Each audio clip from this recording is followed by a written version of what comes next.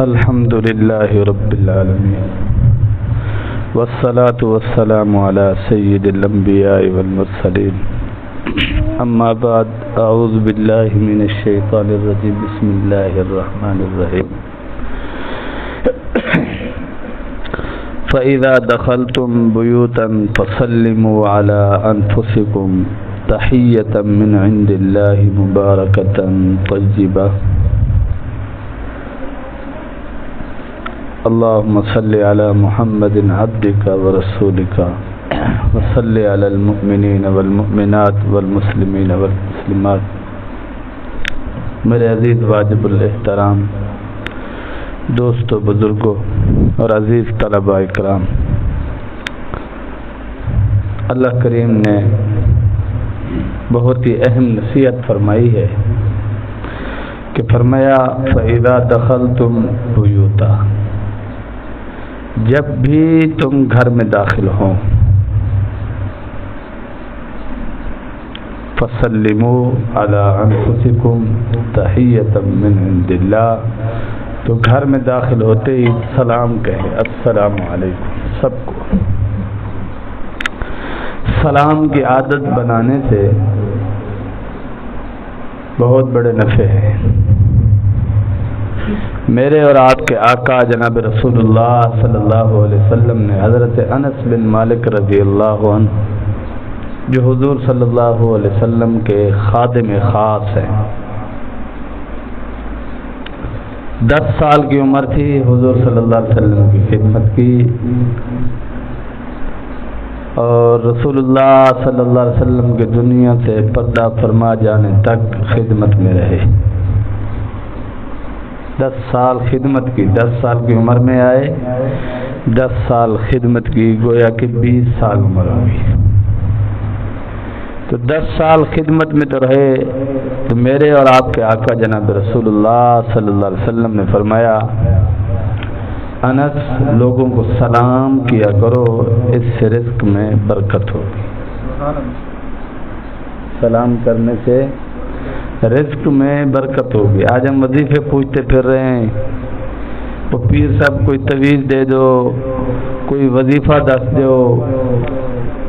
تو سب سے بڑا وظیفہ میرے اور آپ کے آقا دو جہاں صلی اللہ علیہ وسلم کے مبارک لبوں سے ایک ایک حرف حضور صلی اللہ علیہ وسلم کے مبارک لبوں کا بوسہ لے کر باہر آیا ہے، جس کو حضور نے ارشاد فرمایا ہے. وہ مسنون دعائیں ہیں. جو کوئی بھی آپ کو کام ہے، رسول اللہ صلی اللہ علیہ وسلم نے اس کے لیے وظیفہ، اس کے لیے دعا ارشاد فرمائی. تو رزق میں برکت کے لیے میرے اور آپ کے آقا جناب رسول اللہ صلی اللہ علیہ وسلم ارشاد فرما رہے ہیں کہ انس لوگوں کو، میری امت کو سلام کیا کرو. سلام کرنے سے اللہ تعالیٰ تیرا رزق بڑھا دے گا. اور دوسری نصیحت فرمائی، انس باوضو رہا کرو، تیری عمر بڑھے گی. آج کل ہمیں یہ بھی ایک حرص ہے، جہاں یہ حرص ہے نا کہ ہمارے پاس پیسہ زیادہ ہو، یہ حرص ہے کہ ہم زیادہ دیر تک زندہ بھی رہیں. تو عمر بڑھانے کے لیے 2 چیزیں ارشاد فرمایا ایک تو صلہ رحمی کرو. جب صلہ رحمی کریں گے رزق میں بھی برکت ہوگی، عمر میں بھی برکت ہوگی. کیوں؟ لڑائی جھگڑے کم ہوں گے، فساد کم ہوں گے، تو ذہن میں یہ انتشار والی سوچ، لڑائی جھگڑے والی سوچ، لڑنے جھگڑنے والی جب سوچ نہیں ہوگی تو اس کا بڑا فائدہ ہوگا کہ جسم بالکل فٹ فاٹ رہے گا. دماغ اس کا منفی سرگرمیوں سے نکل کر مثبت سرگرمیوں میں مصروف ہو جائے گا. تو اس کا دماغ اللہ کے بارے میں سوچے گا، رسول اللہ صلی اللہ علیہ وسلم کے بارے میں سوچے گا، قرآن کی تلاوت کے بارے میں اس کو وقت ملے گا، اطمینان اور سکون سے عبادات کرے گا. تو لازمی بات ہے کہ یہ چیزیں ایسی ہیں کہ انسان کی عمر میں برکت ہوتی ہے اور ہمیشہ باوضو رہے گا تو اس کی عمر بڑھے گی. اب پیروں کے بتائے ہوئے طریقے، پیروں کے بتائے ہوئے گر، وہ تو ہمیں بہت پسند ہیں، لیکن سرکار دو جہاں صلی اللہ علیہ وسلم نے جو ہمیں عمر بڑھانے کا راز بتایا کہ باوضو رہا کرو تمہاری عمر بڑھے گی، اس راز سے ہم نفع اٹھانے کو تیار نہیں ہیں۔ حکیموں کے پاس جا رہے ہیں کہ اچھا نسخہ دو، صحت مند رہوں، زیادہ دیر تک زندہ رہوں، لیکن بعد خدا قصہ مختصر تو ہی، یعنی کہ اللہ کے بعد آقا دو جہاں صلی اللہ علیہ وسلم کا مرتبہ، مقام، عزت، رفعت، بلندی، ہر چیز آقا صلی اللہ علیہ وسلم کی ذات اقدس کے لیے ہے۔ جب ہر چیز آقا علیہ السلام کی ذات کے لیے ہے تو پھر حق تو یہی بنتا ہے نا کہ رسول اللہ صلی اللہ علیہ وسلم نے جو ہمیں عمر بڑھانے کے راز بتائے اور زندگی میں برکت کے راز بتائے، رزق میں برکت کے راز بتائے ہیں، ان رازوں پر ہمیں عمل کرنا چاہیے۔ جو راز حضور صلی اللہ علیہ وسلم نے ہمیں بتائے ہیں کہ یہ راز ہیں، ان پر عمل کر لو، یعنی جہاں کہیں بھی حضور کی امت کو ملو سلام کرو۔ اور میرے اور آپ کے آقا صلی اللہ علیہ وسلم نے فرمایا صدقہ بلاؤں کو ٹالتا ہے، اور میری امت کا سب سے بہترین آدمی وہ ہے جو لوگوں کو کھانا کھلائے، سب سے بہترین آدمی یہ ہے۔ بلکہ ایک حدیث میں آیا میرے اور آپ کے آقا صلی اللہ علیہ وسلم نے ارشاد فرمایا جو 4 کام کرے گا وہ سلامتی کے ساتھ جنت میں داخل ہو جائے گا، تو ان میں سے پہلا کام اللہ کے حبیب نے فرمایا بھوکوں کو کھانا کھلاؤ، چاہے وہ رشتہ دار ہو، غیر رشتہ دار ہو، دوست ہو، غیر دوست ہو۔ کھانے کا وقت ہے، مہمان آ گیا، کھانا کھلاؤ۔ اگر کھانے کا وقت نہیں ہے، فرصت ہے، چائے پلاؤ، چائے نہیں تو ادب احترام سے گرمی کا موسم ہے میٹھا پانی پلا دو۔ یعنی کہ کوئی نہ کوئی اکرام کرنا، اس لیے نہیں کہ وہ خوش ہو جائے، اس لیے کہ اللہ خوش ہو جائے۔ تو پہلا راز اللہ کے حبیب نے فرمایا، ہر بندہ چاہتا ہے مجھے جنت مل جائے، کوئی ایسا کام کرو جنت میں پہنچ جاؤں، تو اللہ کے حبیب نے فرمایا 4 کام کرو، ادخلوا الجنت بسلام، کہ سلامتی کے ساتھ جنت میں داخل ہو جائیں گے، سلامتی کے ساتھ جنت میں داخل ہو جاؤ، کوئی تمہیں روکنے والا نہیں۔ تو پہلا کام فرمایا لوگوں کو کھانا کھلاؤ۔ دوسرا کام آقا صلی اللہ علیہ وسلم نے ارشاد فرمایا کہ لوگوں کے ساتھ صلہ رحمی کرو، یعنی کوئی آپ کے ساتھ اچھا سلوک نہیں کرتا تب بھی آپ اس کے ساتھ کم از کم سلام تو کرو، یار السلام علیکم، اور صرف اللہ کے لیے کرو۔ یوں نہ سوچو، یوں نہ کہو کہ یار بندہ تو ٹھیک نہیں ہے پر چلو کر لیتا ہوں سلام، نہیں، بندہ ٹھیک ہے یا نہیں، میں اس لیے سلام کرتا ہوں کہ اللہ مجھ سے راضی ہو جائے۔ تو سلام دوسری بات ہے، صلہ رحمی اس کے ساتھ ہے، 3 چیزیں یہ ہو گئی۔ اور آقا علیہ السلام نے فرمایا جب لوگ سو جائیں، جب لوگ سو جائیں تم نماز پڑھو، یعنی تہجد کی نماز کی طرف اللہ کے نبی نے رغبت دلائی ہے۔ انسان پریشان ہو نا، دنیا داروں کو، دنیا والوں کو اپنا دکھ درد نہ سناؤ، صرف اللہ کو سناؤ۔ تو اللہ نے فرمایا ہے فَإِذَا دَخَلْتُمْ بُيُوتًا فَسَلِّمُوا عَلَىٰ أَنفُسِكُمْ تَحِيَّةً مِّنْ عِندِ اللَّهِ مُبَارَكَةً طَيِّبَةً، جب بھی آپ اپنے گھروں میں داخل ہو کہو السلام علیکم۔ لوگوں کو تو سلام کرتے پھر رہے ہیں لیکن اپنی گھر والی کو سلام نہیں کرتے۔ کسی اور جگہ جائیں ہمارے اخلاق بہت اچھے ہوتے ہیں لیکن اپنی ہی بیوی کے ساتھ ہمارا رویہ سلوک اچھا نہیں، اپنے ہی والدین کے ساتھ ہمارا رویہ اچھا نہیں، اپنے ہی گھر میں چھوٹے چھوٹے بچے ہیں ان کو سلام نہیں کرتے۔ تو جب بھی گھر میں داخل ہوں، بلکہ ایک حدیث پاک میں آتا ہے گھر کوئی ہو یا نہ ہو، حدیث پاک میں آتا ہے گھر کوئی ہو یا نہ ہو السلام علیکم کہا کرو، کیونکہ گھر میں ہمارے ظاہر میں، ہماری آنکھوں کے نظروں میں تو کوئی نہیں ہے لیکن فرشتے گھر میں ہوتے ہیں، وہ سلام کا جواب دیتے ہیں۔ تو ہمیں گھر میں داخل ہوتے ہوئے سلام کرنا چاہیے، اس سے ہمارا رزق بڑھے گا۔ اور قرآن کریم میں اللہ نے جو ہمیں نصیحت فرمائی، یہ نصیحت کے بعد اللہ نے فرمایا مبارکتن طیبہ، اللہ کے ہاں یہ بہت پاکیزہ اور بابرکت کام ہے، یہ کوئی چھوٹا موٹا کام نہیں ہے۔ سلام گھر والوں کو کرنا کوئی معمولی کام نہیں ہے۔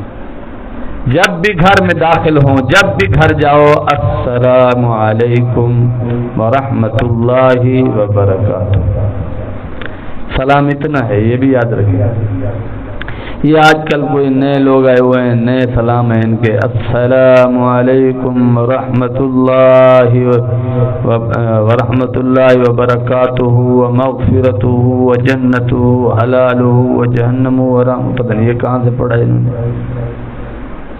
ہم نے فقہ کی کتابوں میں بارہا دیکھا ہے، جو رسول اللہ صلی اللہ علیہ وسلم کے مبارک لبوں کے درمیان سے اور آپ کی مبارک زبان سے سلام ادا ہوا ہے، جس کی تعلیم صحابہ نے حضور سے سیکھی ہے، وہ یہی ہے، السلام علیکم ورحمۃ اللہ وبرکاتہ، بس وبرکاتہ سے آگے سلام نہیں ہے۔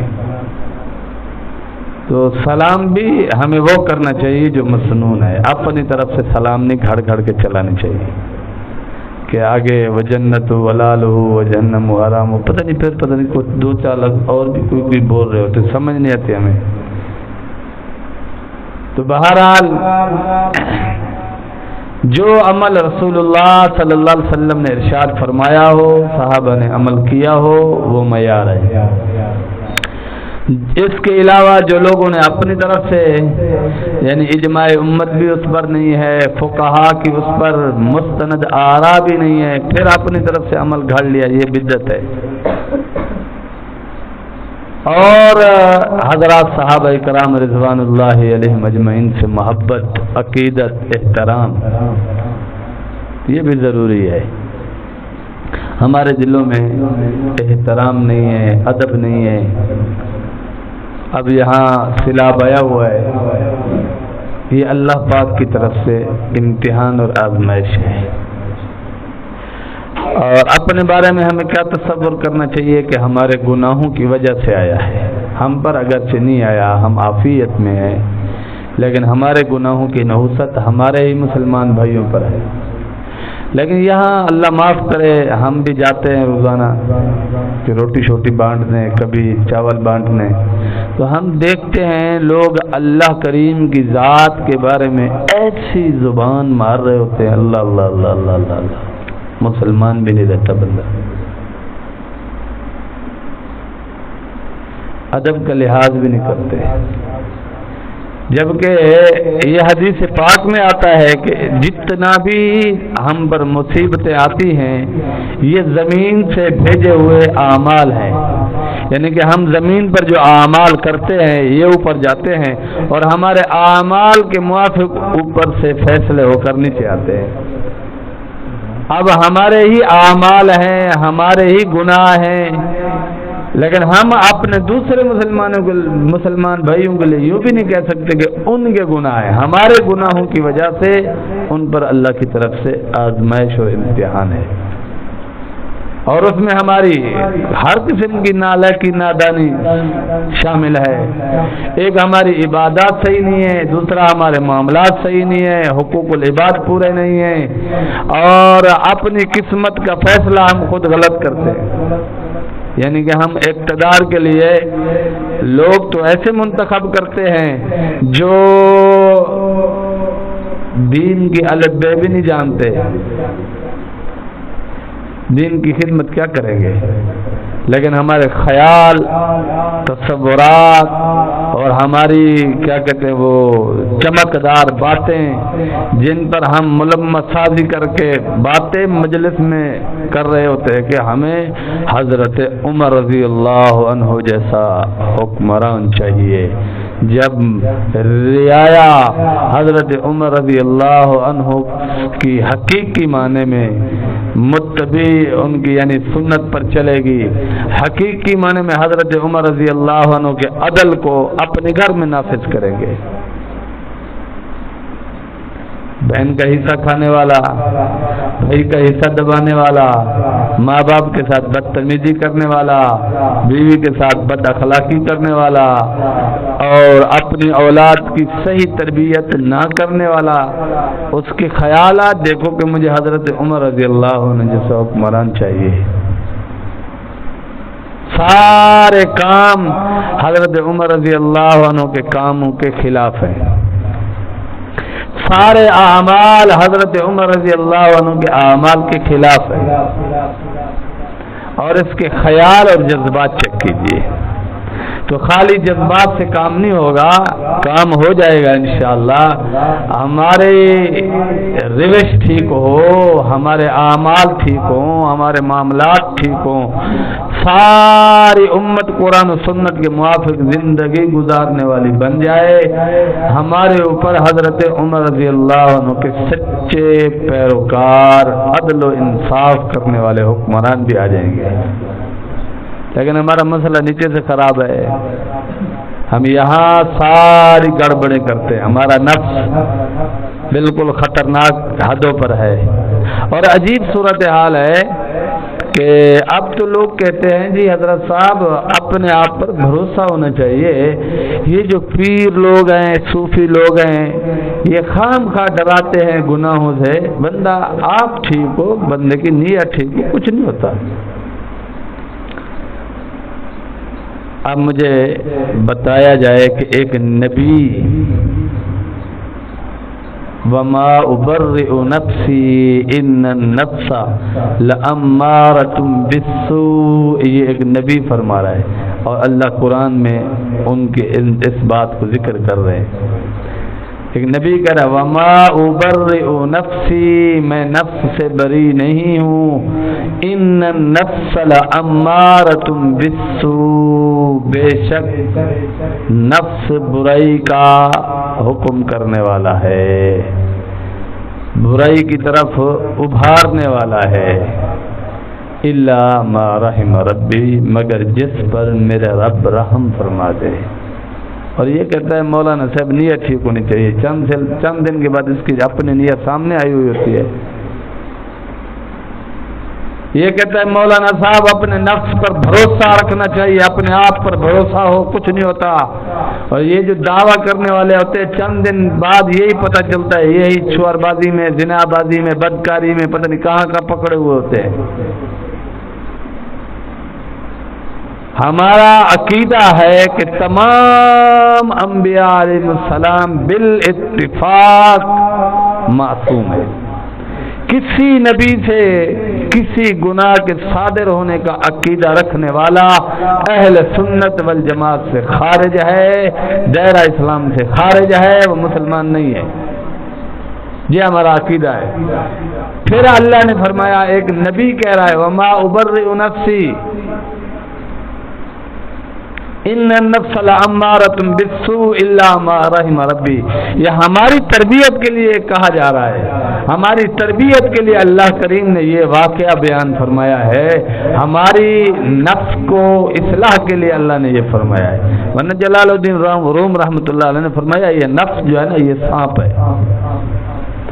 ایک بکریاں چرانے والا پہاڑ پہ بھیڑ بکریاں چرانے والا بھیڑیں چرانے گیا، کیونکہ پہاڑ میں زیادہ بھیڑیں ہوتی ہیں، تو وہ بھیڑیں چرانے کے لیے جب پہاڑ پر گیا تو وہاں برف باری کی وجہ سے ایک بہت بڑا سانپ اور موٹا سانپ پڑا ہوا تھا، تو اس بھیڑ چرانے والوں نے دیکھا، اس نے کہا یار یہ تو مرا ہوا ہے، کیوں نہ میں اس کی دم سے پکڑ کے گھسیٹ کر آبادی میں لے جاؤں اور آبادی والوں کو کہوں گا دیکھو میری بہادری، میں دریاؤں کے دامن میں گیا ہوں اور اتنا بڑا سانپ مار کر لے آیا ہوں۔ تو اس نے اس سانپ کی دم سے پکڑا اور گھسیٹ کر نیچے لے آیا، آبادی میں لے آیا، آبادی کو دکھا رہا ہے جیسے اس پر سورج کی تپش پڑی تو وہ مرا ہوا نہیں تھا، وہ برف کی وجہ سے، برف باری کی وجہ سے ٹھٹھرا گیا تھا، ٹھنڈا ہو گیا تھا، جم گیا تھا، تو اس کے اندر کی جو قوت تھی وہ بالکل ٹھنڈی ہو کر یخ ہو گئی، تو وہ وہاں بے ہوش تھا۔ تو اس کو پکڑ کر وہ بکر وال جو بھیڑے چرانے والا تھا وہ لے آیا. جب لوگوں کے درمیان رکھا، سورج کی روشنی پڑی، اس کے اندر گرمائش پیدا ہوئی، تو اس نے جب سر اٹھایا، سب سے پہلے دوڑنے والا وہی بکر وال تھا، بھیڑیں چرانے والا سب سے آگے بھاگ رہا تھا، اور اتفاق سے سانپ بھی اس کے پیچھے بھاگ رہا تھا، جو کہہ رہا تھا میں اتنا بڑا سانپ مار کے آیا ہوں، اور وہ بڑے مار رہا تھا، جو کہتے میں نے اس موقع پر گناہ نہیں کیا، اس موقع پر گناہ نہیں کیا. نہیں، گناہ ہوتا ہے. اللہ والوں نے، جلال الدین روم رحمۃ اللہ علیہ نے بڑی پیاری بات فرمایا کہ نفس بھی سانپ کی مثل ہے، جب نیکی کرتے ہو تو یہ ٹھنڈا ہو جاتا ہے. چلا لگایا، یہ نفس سانپ ٹھنڈا ہو جاتا ہے. حج کیا، عمرہ کیا، کوئی اچھے اعمال کیے، اللہ والے کی صحبت میں چند دن رہے، یہ ٹھنڈا ہو گیا.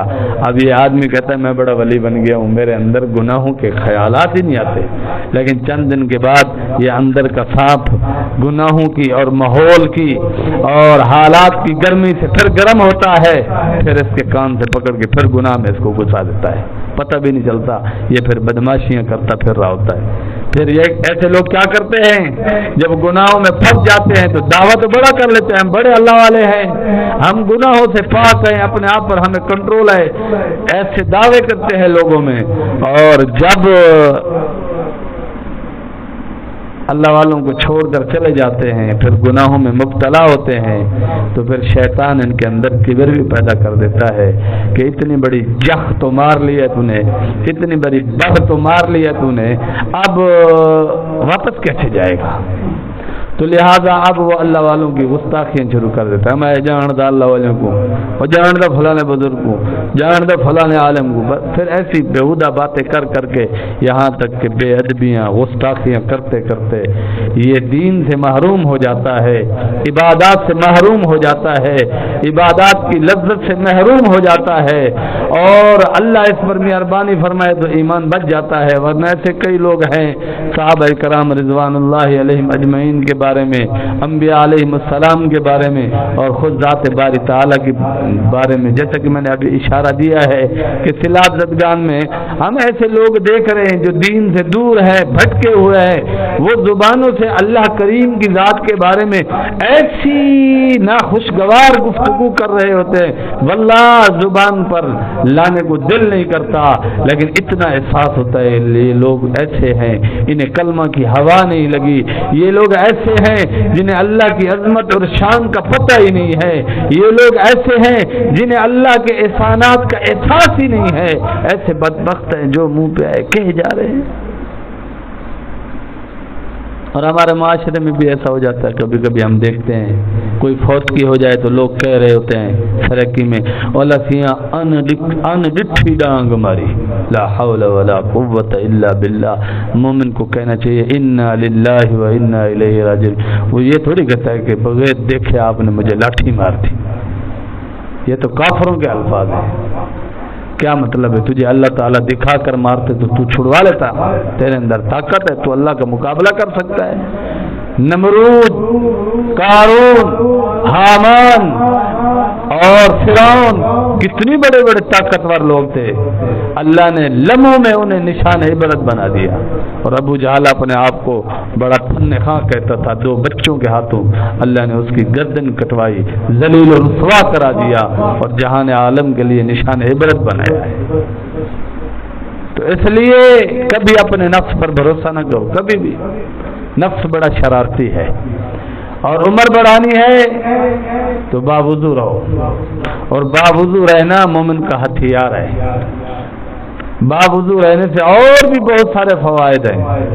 اور سلام کو عام کرو، رزق میں برکت ہوگی، اور اس سے صلہ رحمی بھی ہوتی ہے، محبتیں بھی ہوتی ہیں، رزق بڑھتا ہے کہ آپ جس کو سلام کرتے ہیں اس کے دل میں آپ کی عزت اور تکریم پیدا ہوتی ہے.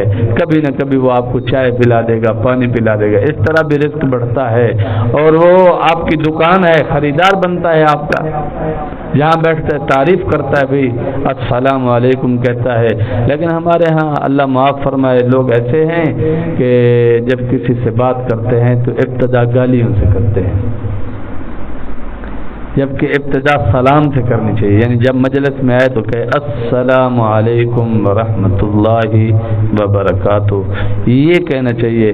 لیکن لوگ الٹ ہیں، آئیں گے ماں بہن بیٹی کی گالی دے کر پھر بات شروع کریں گے، تو یہ بد تہذیبی ہے، بد اخلاقی ہے اور کمینہ پن ہے۔ اس کے خلاف ہم نے چلنا ہے، ہم نے لوگوں کو پیار سے محبت سے سمجھانا ہے اور سلام کی عادت ڈالنی ہے، اور اپنے گھر والوں سے شروع کریں گے، گھر والوں کو سلام کرنا ہے، والدین کو سلام کرنا ہے، اپنے بچوں کو سلام کرنا ہے، پھر باہر والوں کو بھی سلام کرنا ہے۔ سلام کی عادت عام سے عام کیجیے، انشاءاللہ اللہ کریم ہمیں برکتیں بھی دیں گے، رزق طیبہ بھی دیں گے، جسمانی روحانی طور پر ہمیں اللہ تعالی حسنات عطا فرمائیں گے۔ وآخر دعوانا ان الحمد للہ رب العالمین۔